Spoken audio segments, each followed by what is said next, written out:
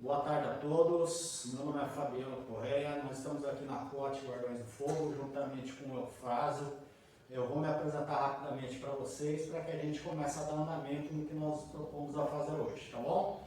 Bom, eu sou bombeiro civil, sou resgatista industrial, alpinista industrial, trabalho na parte de coordenação operacional aqui na instituição e também sou instrutor aqui em vários tipos de treinamentos, tá ok? E aí depois a gente vai conversando um pouco mais no decorrer do nosso bate-papo. Eufrásio?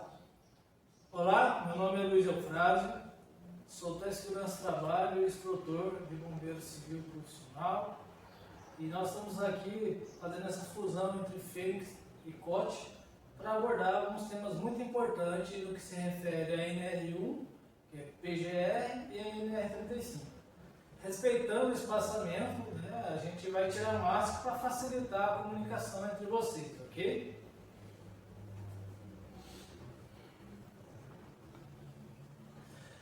Falando da NR1, a NR1 ela traz um tema muito importante, que ela não trata somente de empregados, ela está tratando também de trabalhadores. Então vai acabar aquela situação de dizer assim, olha, eu vou terceirizar o serviço aí para um microempreendedor ou para um profissional liberal e ele vai fazer o serviço, se acontecer alguma coisa, eu não tenho responsabilidade alguma. Outro item importante é referente à questão de responsabilidade, né, que o Correia vai abordar mais sobre isso. Então a NR1 fala 5 vezes sobre empregados e sobre empregado, e 44 vezes sobre trabalhadores, ou seja, você que está tentando fugir da responsabilidade por a questão de falta de competência e capacidade profissional, talvez você esteja cometendo um erro. Então é importante ficar ligado nessas dicas de hoje, ok? Referente ao planejamento, o que se diz a NR35, é muito importante saber todos, né, os recursos a serem utilizados, a questão de saúde ocupacional, a questão de treinamento, né? Então, treinamento é fundamental para quem vai exercer uma atividade em altura e quanto mais esse assunto for explorado, mais resultado positivo e seguro você vai ter na sua empresa, ok? Então o Correia agora vai falar um pouquinho para vocês sobre plano de emergência. Bom, gente, o plano de emergência, uma coisa que é interessante a gente falar aqui hoje, é que nós temos que entender que dentro de uma empresa, por mais que eu pense de uma forma geral, por muitas vezes devido às características, atividades e ações que são geradas, eu tenho que pensar de uma forma também individual em certos setores, para que realmente entenda quais são as minhas verdadeiras necessidades e, consequentemente, que eu consiga atingir aquilo que realmente é necessário para esse programa e fazer com que, naturalmente, esse processo seja muito mais completo. E vejam bem, esse é um processo que ele deve envolver não só a área técnica, mas também a área operacional, porque é muito importante que se junte quem possui todos os conceitos voltados ao que hoje a legislação cobra, mas também ao que de fato a forma como as pessoas realmente executam aquele trabalho. Que a informação de quem executa complementa muita coisa para a gente. Então a gente não pode menosprezar isso daí achando que se eu simplesmente me basear em cima de uma informação contextual, eu vou estar realmente atendendo aquela verdadeira necessidade. Porque a gente sabe que quando se trata em várias atividades, se tratando aqui da NR35, que é trabalho em altura, que nós temos aí uma quantidade imensa de ações e atividades que são variáveis dentro de uma empresa que podem ser executadas. Então eu não posso pensar isso de uma forma única. Eu tenho que saber avaliar isso individualmente. Para cada item desse, para cada ação, para cada tipo de atividade, para cada tipo de equipamento que é utilizado, o recurso, eu tenho que entender como que de fato eu vou avaliar isso individualmente. E aí fica aquela coisa meio vaga, né? Que às vezes por uma falta de conhecimento prático eu não consigo dar essa amplitude a esse tipo de documento. E aí eu acabo deixando algumas margens para ele. O que a gente vê muito, né, Correia, é as pessoas procurando um curso de instrutor como se fosse uma coisa tão simples, né? E não é, proficiência é uma coisa que você adquire com o tempo. Por exemplo, eu estou há 15 anos no ofício de tec-segurança, instrutor, bombeiro, assim como o Fabiano também, né? É uma coisa que você constrói para você poder desenvolver e transmitir isso. Então, tenha um cuidado, né, nessa questão de, eu quero fazer um curso de 40 horas para instrutor. Não é somente fazer o curso, você tem que saber aonde você está, ter o domínio disso que o Correia acabou de citar aqui, para você dar seguimento nessas ações. Isso é muito importante, porque é dentro desse conhecimento que você vai adquirindo na prática que você consegue realmente enxergar certas características das atividades que você antes você não enxergasse. Você te abre um leque e uma opção muito grande para isso. Quando se trata até mesmo sobre essa avaliação de risco, que você entra em conjunto depois com o planejamento de emergência, ela ainda causa um impacto ainda maior. Porque se você não tem um conhecimento de praxe para se montar um planejamento, é onde por muitas vezes também você acaba deixando coisas vagas, brechas e consequentemente na hora que você realmente vê a necessidade de aplicação, você vê que alguma coisa estava faltando. E aí começa a virar um problema, que por muitas vezes podem gerar condições de um quadro acidente ou um acidente dentro daquela atividade. Então é importante que realmente isso daí que o Frase falou, que hoje se vende muito essas questões aí de treinamentos de instrutor disso, instrutor daquilo. Eu acho que isso é um complemento.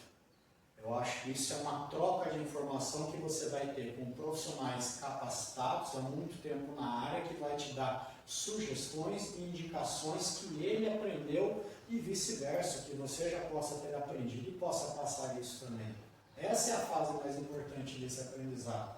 Essa troca de informação para que ele seja muito mais completo. Eu costumo falar que o que nós devemos perguntar se realmente nós estamos preparados para isso quando se entra, por exemplo, um aspecto ligado ao NR35. Quantos tipos de atividades variadas eu posso ter sendo executado dentro de um trabalho à altura? Será que eu consigo atender realmente a todas essas condições? Eu consigo avaliar corretamente todos os critérios de uso de uma cadeirinha suspensa, de uso de um andaime, de uma plataforma, de acesso por corda e outras atividades que são utilizadas ainda? Como que eu vou entender isso daí? Então é importante a gente começar a se autoavaliar nesse aspecto e começar a entender aonde realmente nós estamos caminhando um passo maior, aonde eu preciso aprender um pouco mais e sempre a gente ter os pés no chão e humildade. Acho que essa é a palavra muito chave nesse processo. E até quando se entra nessa questão de formação e qualificação, que muitas pessoas ainda acabam se esquecendo, é que eu não posso me amarrar apenas sobre a questão do que está escrito dentro de um NR. Existem muitas outras normas e regulamentos que eu tenho que correr atrás e tenho que entender. E até mesmo dessa própria formação do próprio tec-segurança do trabalho ou de um bombeiro profissional civil, existem artigos que falam sobre artigos de ética. No tec-segurança do trabalho, o artigo 42, que fala do Código de Ética do tec-segurança. E do bombeiro civil, o artigo 40, que também trata sobre o Código de Ética. E o que trata esse Código de Ética? Todas as diretrizes que de fato eu tenho que seguir para que eu atenda o que a legislação diz para mim, que isso suprime a minha profissão. E elas, num termo muito básico que eu vou falar aqui, elas dizem que tratamos simplesmente sobre essa questão da proeficiência. Que tanto um profissional ou outro jamais devem abordar nenhum tipo de assunto ou assumir qualquer responsabilidade a qual ele não tenha plena proeficiência daquele assunto. E isso é uma coisa que a gente tem que começar a pensar um pouco mais. Né? Isso, e muito importante essa abordagem que você citou aí sobre a questão de vivência, né? Então, assim, tem coisas que eu aprendo com o Correia que no longo da minha experiência eu não aprendi. Nós temos que ter essa humildade de aceitar isso, porque são técnicas diferentes. Às vezes, dando aula, o instrutor aprende. Às vezes, algum método que a gente nunca utilizou acaba colocando no cenário de uma aula prática e isso vira um conhecimento contínuo, né, Correia? Nós, em Amarrações, existem vários, nós estávamos conversando esse tempo atrás sobre nossos homologados, são muitos, mas geralmente no cenário do dia a dia existe lá em torno de 10 nossos que você usa mais no cotidiano. Então é saber, entender a necessidade do empregado, do trabalhador, do cliente, para você poder transmitir o que ele realmente vai usar. Então essa questão de ser um instrutor, você tem que ser, vamos dizer assim, um camaleão. Você tem que saber se adaptar àquilo que é a necessidade do cliente. Na construção civil é um tipo de risco, na indústria petroquímica é outro tipo de risco. Então o instrutor ele tem que saber ser um camaleão, ele tem que se camuflar ali de acordo com o cenário e transmitir esse conhecimento de uma forma que aquele profissional possa absorver o conhecimento. E a própria norma ela fala que quando você vai ministrar um treinamento, você tem que ministrar esse treinamento de acordo com a necessidade da empresa.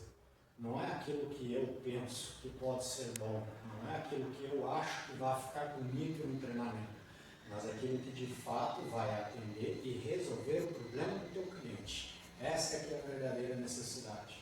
Que a gente pode chegar muito no treinamento, montar coisas lindas, maravilhosas, demonstrar um monte de coisa.